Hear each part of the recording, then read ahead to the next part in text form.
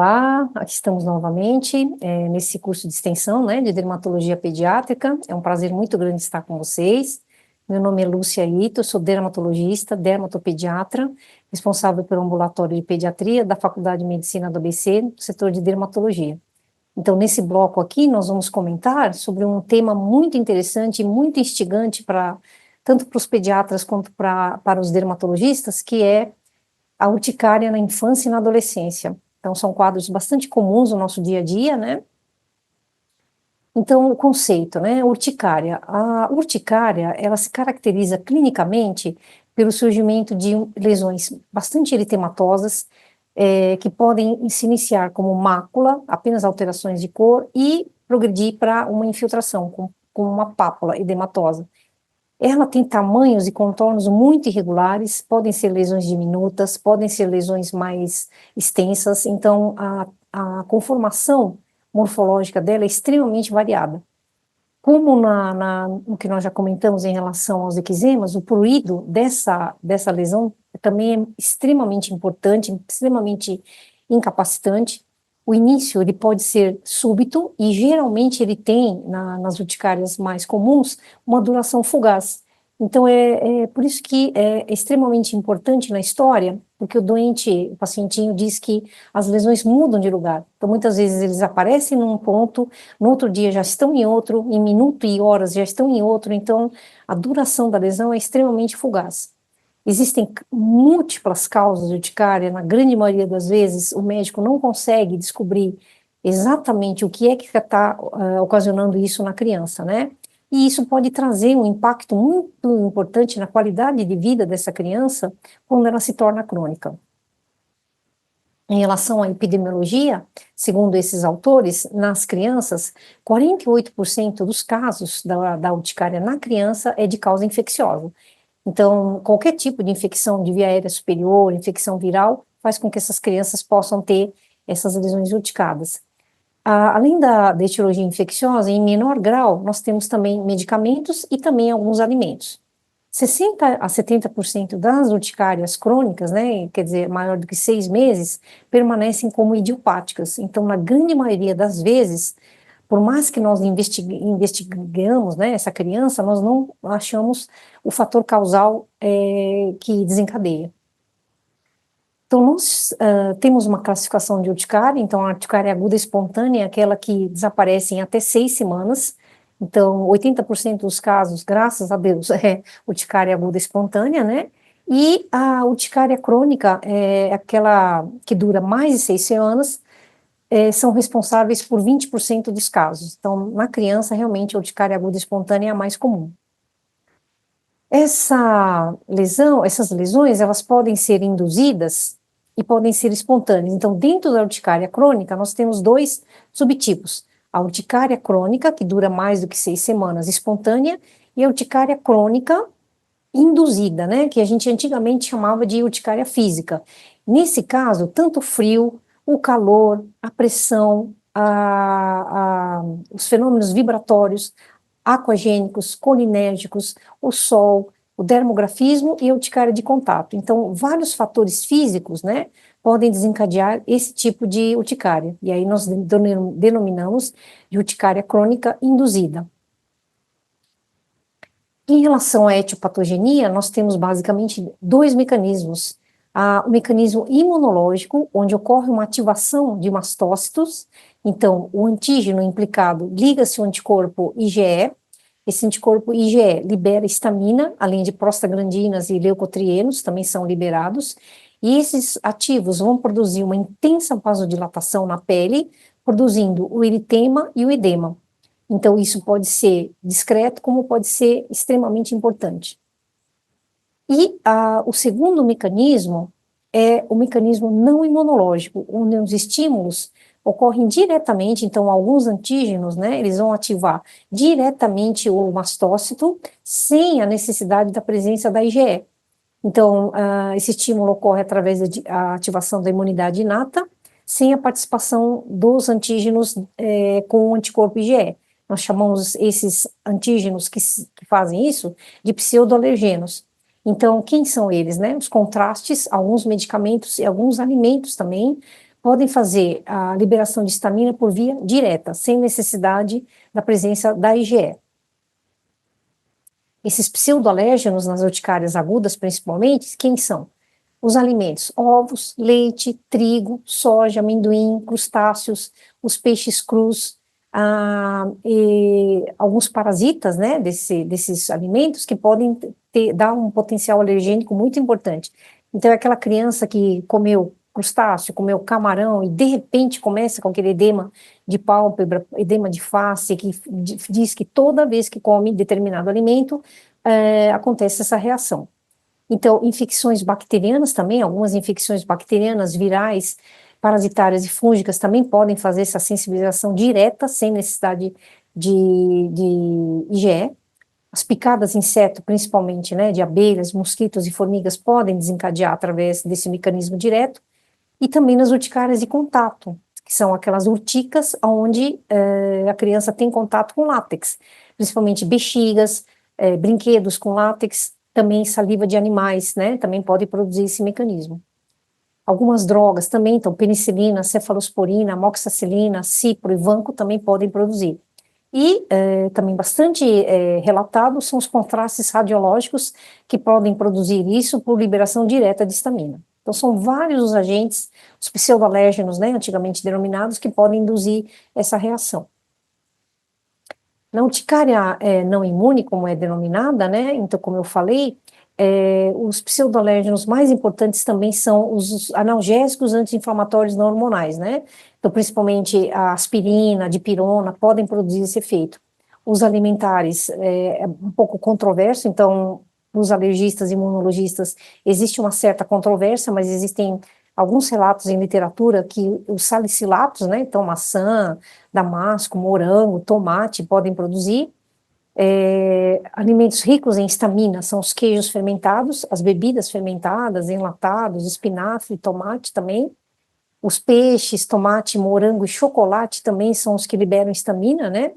Liberam com muito mais facilidade. E a tiamina, que também está presente nos chocolates e nos queijos, e também peixes em conservas, também produzem essa urticária.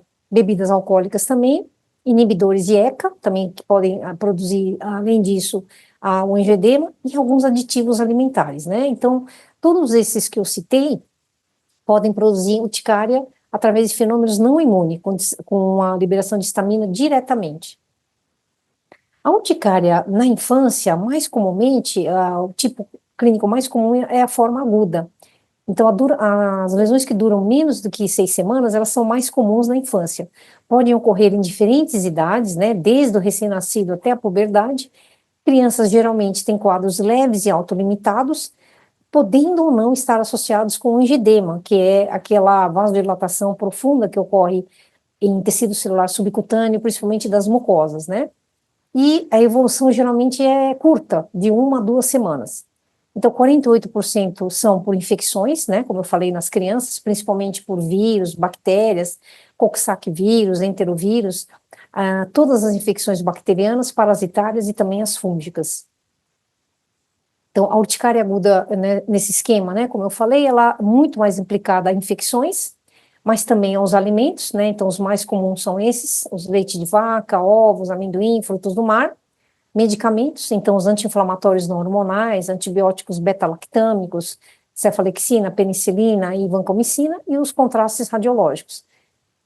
Alguns himenópteros, né, insetos como vespas, abelhas, pernilongos também podem provocar, e também, com uma menor frequência, a autorreatividade, onde a criança pode produzir autoanticorpos contra IgE. Então, seriam fenômenos já mais imunomediados, um pouco mais raros na infância.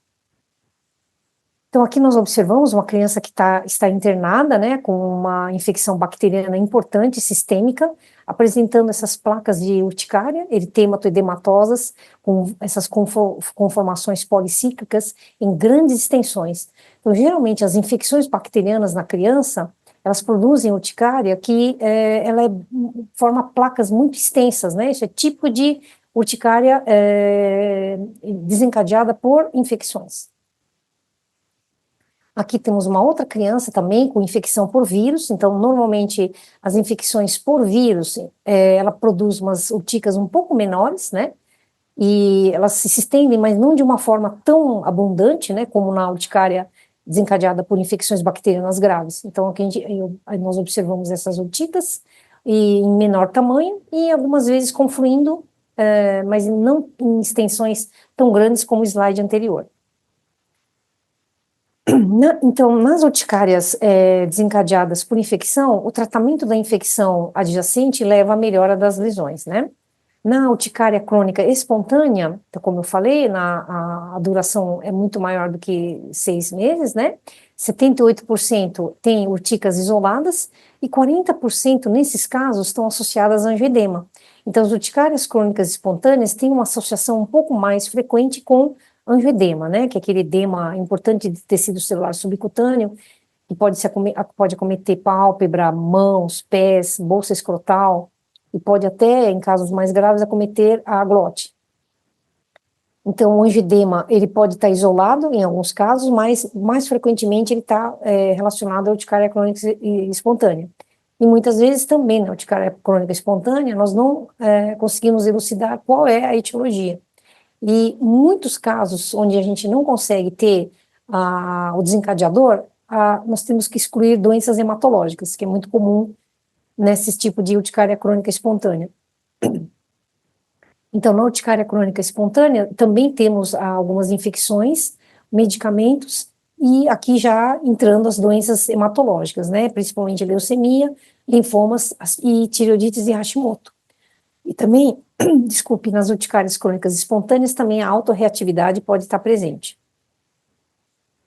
Então, aqui nós observamos a urticária crônica espontânea, né? Então, as lesões já são um pouco mais diminutas, o eritema aqui nesse caso não é tão intenso, e as lesões podem confluir. Mas o prurido sempre é muito importante em todas as formas de urticária. A urticária crônica induzida, que nós denominamos de urticária física, né? Ela pode ter vários tipos morfológicos de apresentação e várias causas. Então, nós temos o dermografismo, que ele pode aparecer de forma isolada ou associada à urticária, a urticária ao frio, urticária ao calor, urticária ao sol, urticária de pressão tardia, vibratória, aquagênica, a colinérgica e a de contato. Então, nós vamos abordar rapidamente esses tipos clínicos. Aqui nós temos o dermografismo. Então, dermografismo é o aparecimento de urticas com disposição linear frente a um atrito. Então, quando atritamos a pele dessa criança, né, com uma caneta, ou quando ela faz pressão com algum brinquedo, alguma roupa, alguma coisa que ela carrega, nós temos o aparecimento de lesão linear nessa área de atrito. Essas lesões são extremamente efêmeras, fugazes, elas aparecem rapidamente, mas também desaparecem em poucos minutos ou poucas horas. Então, o que caracteriza são essas lesões tipicamente lineares, né? A urticária colinérgica, ela muitas vezes aparece onde a criança se depara com aumento de temperatura corporal. Então, banhos quentes, exercícios físicos, toda atividade que aumenta a temperatura corporal, e às vezes a gente observa muito isso em algumas meninas que são mais tímidas e que têm que se expor alguma questão de constrangimento, né? Então, elas começam a fazer aquelas placas urticadas, principalmente na região do pescoço, né? Então, ocorrem minutos após essas situações, elas aparecem rapidamente, e as urticárias são bem diminutas e duram de 1 minuto até 1 hora, então são extremamente rápidas. A urticária ao frio, então o contato no local com objetos frios, né? Então pode ser alimentos, bebidas, então só as áreas expostas àquela condição de frio pode deflagrar a urticária, como nessa criança que teve contato com uma placa gelada, né? Então, onde ela teve contato, aparecem já essas lesões, e nessas crianças é muito perigoso o risco de anafilaxia se ela mergulhar, por exemplo, numa piscina muito gelada, ou tomar banho com água muito gelada, né? Então, muita atenção a esse tipo de queixa de urticária ao frio. Ela pode estar associada também com urticária colinérgica. A urticária solar, então, nesse tipo de urticária, as urticas aparecem só na área onde está exposta ao sol. Aqui são fotos de internet mostrando mãe e filha com o aparecimento de urticas toda vez que ela se expunha ao sol. E as urticárias físicas mais raras na infância, né, são as urticárias de pressão tardia, urticária ao calor, urticária aquagênica, então aqui é aquagênica em qualquer temperatura, não só ao frio, e urticária vibratória. Então, nós não vamos abordar porque são condições um pouco mais raras na infância, né? As mais comuns são as que foram abordadas.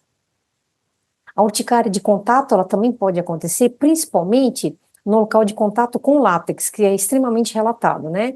Então, luvas, bexigas e balões de látex, é comum acontecer isso quando a criança sopra uma bexiga ou entra em contato na pele de qualquer parte do corpo com a bexiga.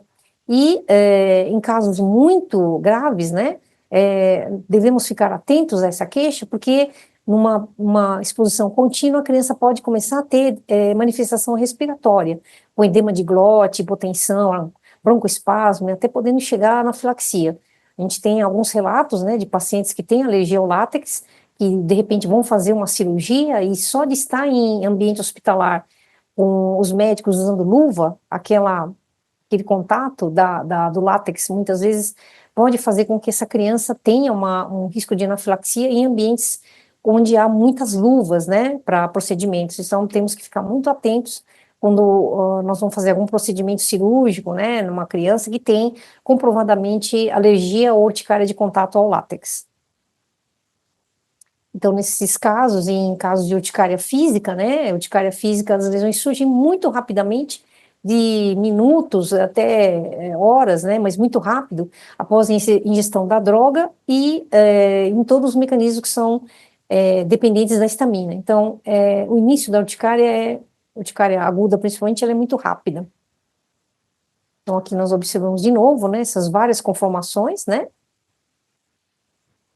e o diagnóstico, muitas vezes, é feito pelos dados clínicos, né? Então, por uma boa anamnese, perguntando o tempo de início, a frequência, a duração, quais os alimentos, quais os medicamentos que podem estar associados, se foi após uma gripe, se ela usou anti-inflamatórios, né, antitérmicos, se está associado com angedema ou não, os sintomas associados, né, se tem prurido, se tem dor nas lesões, também é muito importante para diagnosticar, porque muitos casos de angedema podem se manifestar como dor. A história familiar também é bastante importante, e a concomitância, se a criança teve, com o aparecimento das urticas, manifestações respiratórias e cardiovasculares, como hipotensão, isso é muito importante para prevenir uma anafilaxia, né? Então, temos que estar muito atentos a esses sintomas relatados. Os exames, podemos dosar a IgE específica, né, sérica, nós chamamos de RAST ou imunocap, quando nós temos alguma suspeita, nós podemos pedir o imunocap específico do agente suspeito. De exames complementares, na urticária aguda, geralmente não há necessidade de exames complementares, né? Apenas o RAST e o imunocap.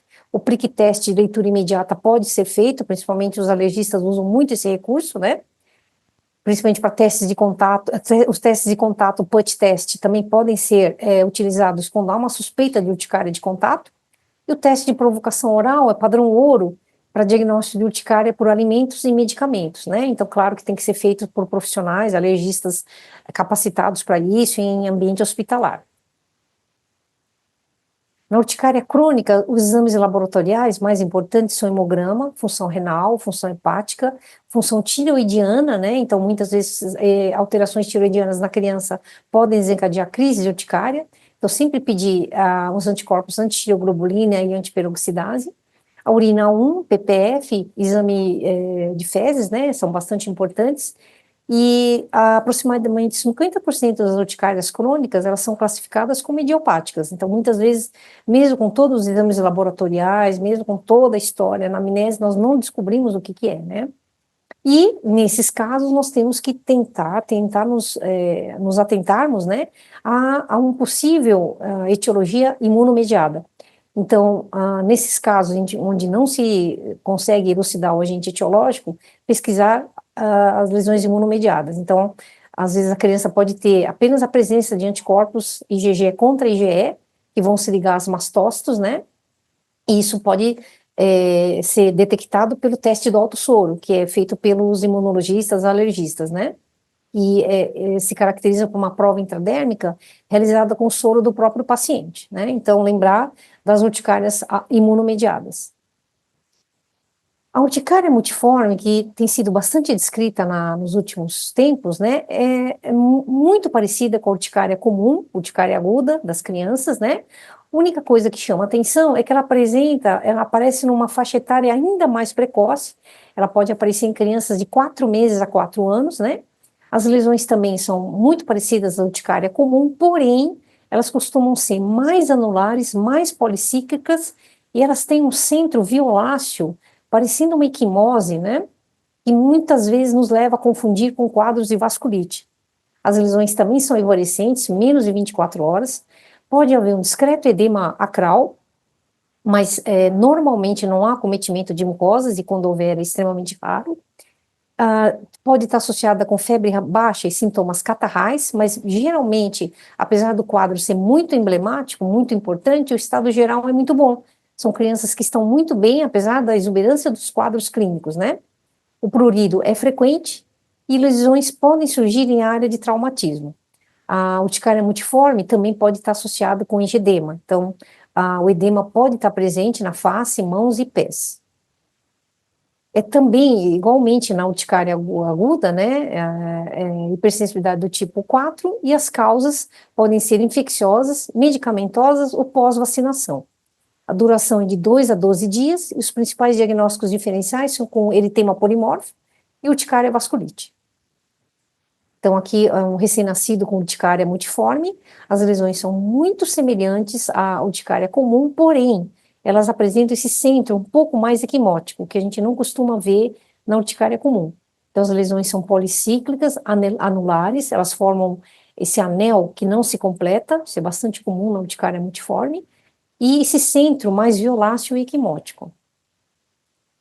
Aqui nós observamos intensas lesões eritemato-edematosas, e essa lesão aqui, ó, bem característica, com centro mais arroxeado.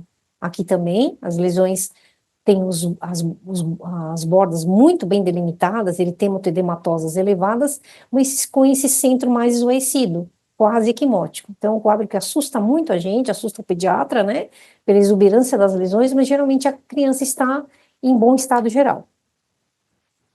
Aqui também, né, mostrando, ó, essas lesões bem parecidas com urticária, porém mais exuberantes e com esse centro equimótico, né? Então, as causas são as mesmas da urticária aguda, né? Só que ela vai acometer crianças um pouco menores.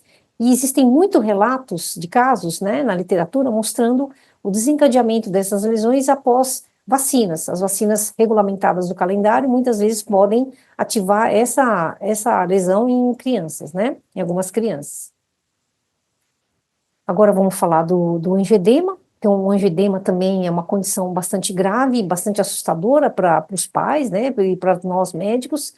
Então, ocorre um edema súbito e acentuado em pele e também em tecido celular subcutâneo. Ele é mais profundo, ele pode esvaecer rápido, mas em alguns casos o esvaecimento pode ser até de dias. Existem dois tipos de angioedema, o angioedema adquirido ou aquele hereditário. As lesões podem ser agudas, podem ser recorrentes, e uma coisa que chama um pouco de atenção é que, além do prurido, muitas vezes naquelas lesões de angioedema, a criança ou adulto pode relatar dor. Dor pode chamar muito mais atenção do que o prurido. A resolução do angioedema ela é muito mais lenta do que as urticárias, né? Então, a urticária geralmente não dura mais do que 24 horas, já no caso de angioedema, ela pode se prorrogar de 72 ou até mais horas. É um pouco menos frequente em crianças de baixa idade, e ela pode acometer lábios, até, não precisa ser o lábio todo, às vezes pode ser só metade, né? A parte genital, na face as pálpebras, mas pode pegar até o rosto todo, desfigurando o rosto da criança.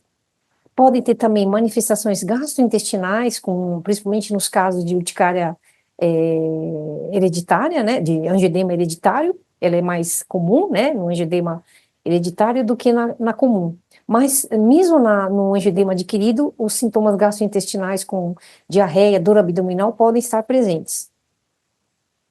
Então, o angioedema adquirido, ele pode ser desencadeado por fármacos, e também, nos casos adquiridos, pode existir também uma deficiência de C1 inibidor, né, mas isso é mais comum nas urticárias, nos angioedemas hereditários, e também podem ser por presença de doenças autoimunes e algumas neoplasias.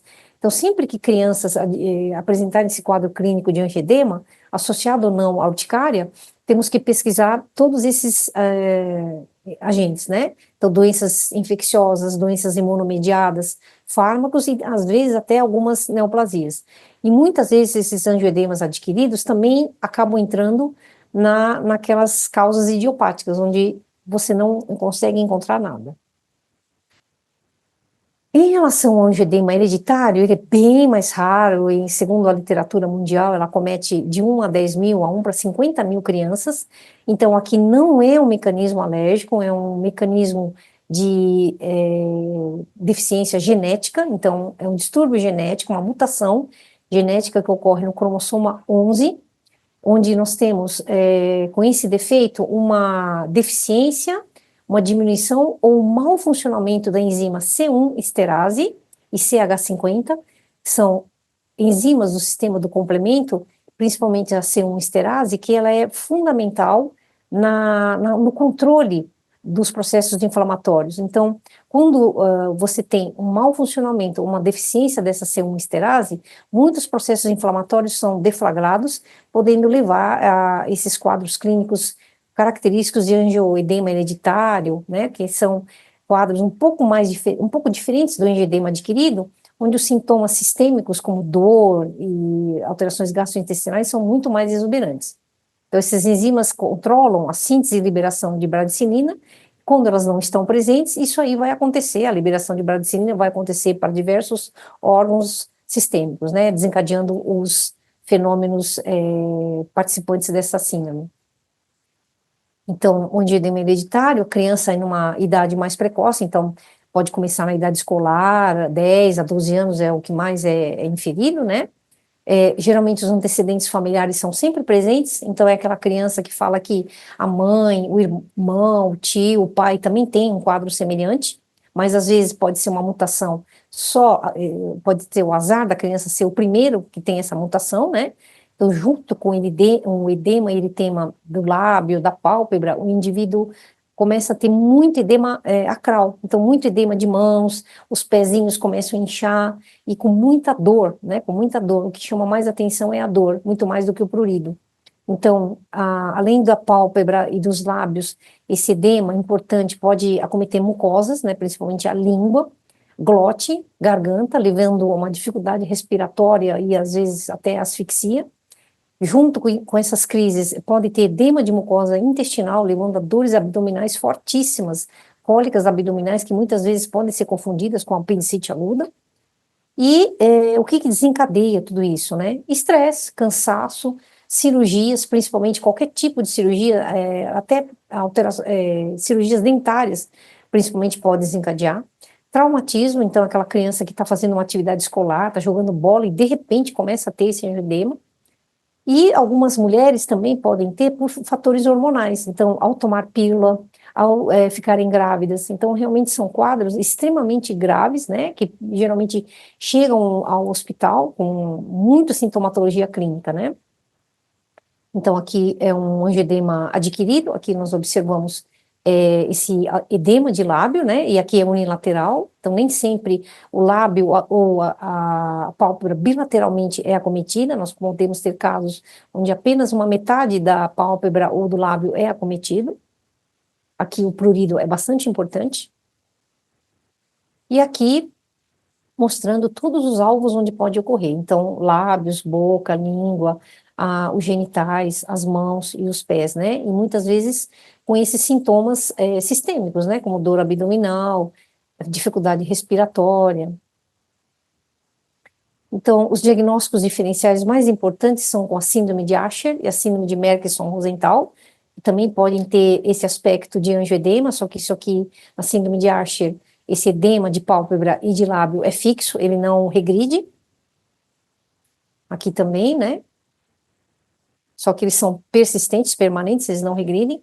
E a quelite granulomatosa, a doença de Merkison-Rosenthal, que também fica com esse edema muito importante de lábios e, tipicamente, essas alterações na língua da criança. São quadros mais raros, mas que exigem um diagnóstico diferencial de angioedema adquirido e hereditário. O tratamento, no geral, das urticárias e dos angioedemas, né, é feito com anti-histamínicos não sedantes de segunda geração. Então, a primeira linha de tratamento são os anti-histamínicos não sedantes, podendo chegar até 4 vezes a dose, e junto com isso, a suspensão das possíveis causas, né, as infecções serem tratadas, os medicamentos serem suspensos, os alimentos também. Quando associados a angioedema e anafilaxia, pode ser necessário o uso de adrenalina, corticoterapia endovenosa, junto com os antihistamínicos orais e de suporte. Lembrar que nesses casos, tanto de urticária como angioedema, os antihistamínicos devem ser mantidos por um tempo mais prolongado, mesmo que cessem as lesões, eles devem ser mantidos por 2 semanas até 3 semanas, associados ou não à corticoterapia oral. Para a urticária crônica espontânea, a primeira linha de tratamento também são os antihistamínicos não sedantes de segunda geração e, eventualmente, podendo usar corticoides orais nas exacerbações, né? Na segunda linha é o aumento de até 4 vezes a dose dos antihistamínicos não sedantes de segunda geração e tratamento de terceira linha seriam os imunobiológicos. Então, quando não há resposta aos antihistamínicos de segunda geração, até 4 vezes a dose, associados ou não à corticoterapia oral, nós podemos introduzir os imunobiológicos, principalmente o omalizumab, para crianças maiores que 12 anos, que são anticorpos contra a IgE, fazendo com que não haja liberação de histamina. De quarta linha, temos também a ciclosporina, e naqueles pacientes que não respondem nem ao omalizumab, nem à ciclosporina, refratários, nós podemos introduzir o dupilumab, que é um anticorpo monoclonal contra o receptor alfa de IG4 e interleucina 4 e 13. Essas interleucinas 4 e 13, elas costumam estar aumentadas tanto na urticária crônica espontânea quanto no angioedema. Para o angioedema hereditário, é importante ressaltar que ele não responde ao tratamento clássico de angioedema, então são aquelas crianças e adultos que chegam ao pronto-socorro, é feito o diagnóstico de angioedema, entra-se com adrenalina, com corticoterapia endovenosa, ele não responde, então nesses casos nós temos que suspeitar de angioedema hereditário, e aí o tratamento são os concentrados de C1 inibidor, que é iquitibante, que são antagonistas do receptor 2 da bradicimina, e que ele é mais usado em ambiente hospitalar. Como conclusões, esse grande aumento das doenças alérgicas e doenças imunomediadas na população pediátrica é um agravante importante que nós devemos estar extremamente atentos, alertas a isso, né? Porque as comorbidades são muito importantes, podendo levar a quadros bastante graves que necessitam de internações, levando a um prejuízo muito grande na qualidade de vida dessas crianças.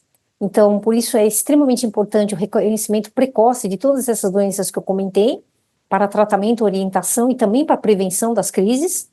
E isso tudo evitaria que as crianças ficassem repetidamente doentes, prejudicando toda a sua dinâmica familiar, dinâmica escolar, alterando grandemente a qualidade de vida dessa população pediátrica, trazendo grande angústia para os pais. Então, é isso, gostaria de agradecer pela atenção, são quadros realmente bastante importantes, e nós nos encontramos em outros capítulos. Muito obrigada pela atenção. Aqui são minhas referências. Obrigada.